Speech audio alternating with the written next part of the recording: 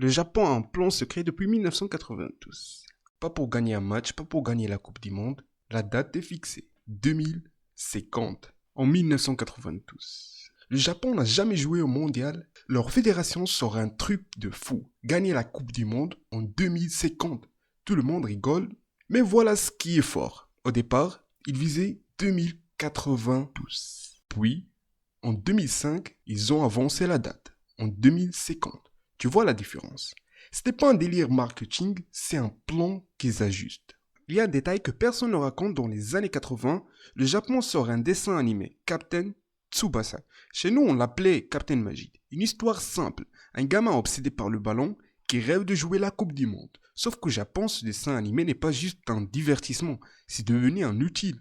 Toute une génération de joueurs grandit avec ça à la télé. Et plus tard, les champions du monde, eux-mêmes, Zidane, Pirlo, Iniesta, racontent qu'ils regardaient ce dessin animé. Le Japon a compris un truc avant tout le monde. Pour fabriquer des champions de 30 ans, il ne suffit pas de construire des stades. Il faut que les enfants tombent amoureux du foot avant même de savoir taper dans un ballon. Le plan 2050, en réalité, il a commencé là, dans un dessin animé. Leur stratégie en vrai, ils exportent leurs joueurs direction l'Europe, le plus jeune possible. Sur 26 joueurs sélectionnés, 3 seulement jouaient au Japon. Et les autres, tous en Europe.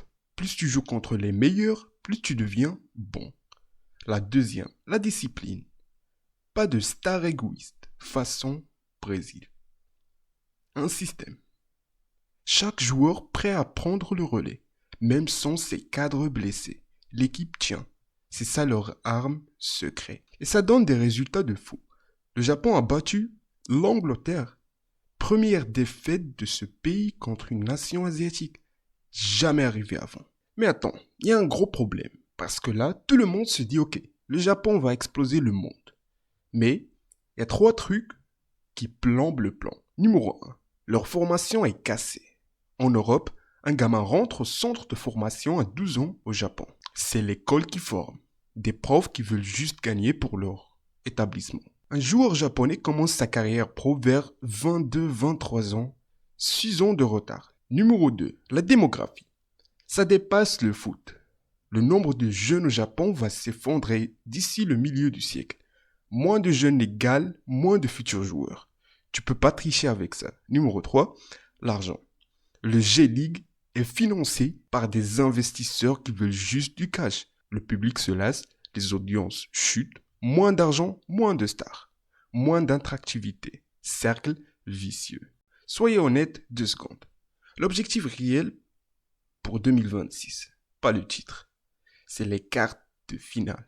Et peut-être que le Japon pourrait se stabiliser autour de la 15e, 20e place mondiale. Le Japon ne veut pas réécrire les règles du foot, mais leur plan, il tient sur 30, 40, 50 ans. Ajusté en temps réel. Le vrai blocage, c'est pas le talent des joueurs, c'est leur propre système, coincé entre école et université, et une démographie qui joue contre eux. 2050, c'est loin, mais pour la première fois, c'est plus une blague. Le Japon, c'est la machine, la robotique, l'intelligence artificielle, les usines automatisées, les trains qui arrivent à la seconde, ça, tout le monde le sait. Mais pose-toi la question 2 secondes. Est-ce que quelqu'un sait ce qu'ils font avec ces technologies dans le foot? Non, et c'est exactement ce qui devrait inquiéter les autres nations. Parce que regarde ce qui se passe ailleurs en Europe. Dès qu'un club invente une nouvelle méthode d'entraînement, ça finit en documentaire. Ça finit en interview. Et ça, c'est soit une faiblesse, soit la stratégie la plus intelligente du foot moderne, parce que pendant que tout le monde se filme, s'expose sur les réseaux sociaux, le Japon avance dans l'ombre. Et c'est ça le vrai danger pour les nations qui dominent aujourd'hui.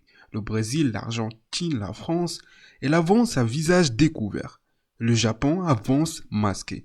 Et l'histoire du sport nous l'a déjà appris une fois. C'est souvent le pays qu'on regarde pas qui change toutes les règles du jeu le jour où on s'attend de le moins. Et c'est là toute la beauté de cette histoire, le jour où le Japon gagnera vraiment la Coupe du Monde en 2050, ou avant ou après, je sais pas, ça ne sera pas une surprise pour eux.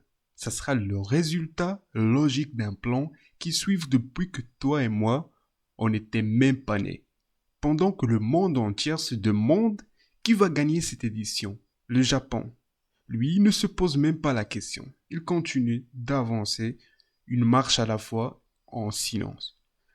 2050, c'est loin, mais pour la première fois dans l'histoire du foot, ce n'est plus une blague.